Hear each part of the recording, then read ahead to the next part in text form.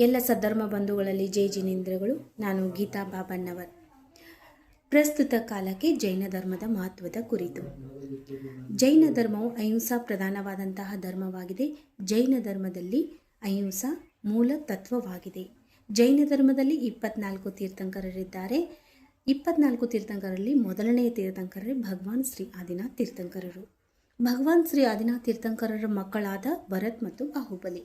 ಎಲ್ಲರಿಗೂ ಗೊತ್ತಿರುವ ಹಾಗೆ ಶ್ರವಣ ಬೆಳಗೊಳದ ಬಾಹುಬಲಿಯ ಮೂರ್ತಿಯ ಪ್ರತಿಮೆಯೂ ಕೂಡ ನಾವು ಪೂಜಿಸುತ್ತೇವೆ. ಅದೇ ರೀತಿಯಾಗಿ ಭಾರತಾದ್ಯಂತ 6 ಖಂಡಗಳನ್ನು ಜಯಿಸಿ ಭರತ ಚಕ್ರವರ್ತಿ ಎಂದ ಹೆಸರನ್ನು ಕೂಡ ನಾವು ಕೇಳಿದ್ದೇವೆ. ಎಲ್ಲ ತೀರ್ಥಂಕರರು ಹೇಳಿದ ಹಾಗೆ ಅಹಿಂಸಾ ಧರ್ಮವನ್ನೇ ಸಾರಿದರು. ಅದೇ ರೀತಿಯಾಗಿ ನಮ್ಮ ಧರ್ಮದಲ್ಲೆಲ್ಲ ಬೇರೆಲ್ಲ ಧರ್ಮಗಳಲ್ಲೂ ಕೂಡ ಜೀವ ಮಾತ್ರಕ್ಕೆ ಬೋಧನೆಯನ್ನು ಮಾಡಿದರು.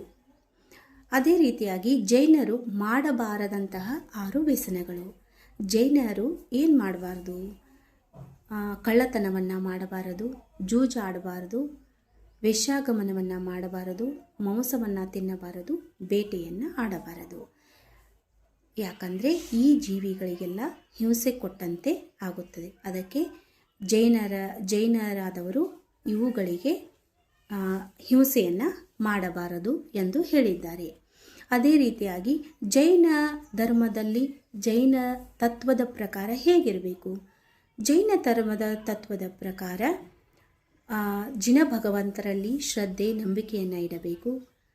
ಮತ್ತು ಅದೇ ರೀತಿಯಾಗಿ ನೀರನ್ನು ಸೋಸಿ ಕುಡಿಯುವುದು, ಕಂದಮೂಲವನ್ನು ತ್ಯಾಗ ಮಾಡುವುದು, ಹೊರಗಿನ ಆಹಾರ ತಿಂಡಿಗಳನ್ನು ತಿನ್ನಬಾರದು. ಅದೇ ರೀತಿಯಾಗಿ ಮಾಸ ಪದ್ಧತಿಯನ್ನು ಅಳವಡಿಸಿದ್ದಾರೆ. ಮಾಸ ಪದ್ಧತಿ ಎಂದರೆ ಏನೆಂದರೆ 5 ಗಂಟೆ ಮೊದಲನೇ ಆಹಾರವನ್ನು ಸೇವನೆ ಮಾಡಬೇಕು. 5 ಗಂಟೆ ನಂತರ ಸೇವನೆಯನ್ನು ಮಾಡಿದರೆ ಆಹಾರದಲ್ಲಿ ಕ್ರಿಮಿಕೀಟಗಳು ಬಿದ್ದರೆ ಆ ಜೀವಿಗೆ ಹಿಂಸೆ ಮಾಡಿದಂತೆ ಆಗುತ್ತದೆ ಎಂದು ತತ್ವದಲ್ಲಿ ಹೇಳಿದ್ದಾರೆ. ಅದೇ ಪ್ರಕಾರ ಜೈನದ ಧರ್ಮದಲ್ಲಿ ಹುಟ್ಟಿದ ಮಾತ್ರಕ್ಕೆ ಜೈನರಾಗಲು ಸಾಧ್ಯವಿಲ್ಲ. ಜೈನ ಧರ್ಮದಲ್ಲಿ ಹುಟ್ಟಿ ಈ 6 ವ್ಯಸನಗಳನ್ನು ಬಿಡಬೇಕು. 6 ವ್ಯಸನಗಳನ್ನು ಮಾಡಬಾರ್ದು.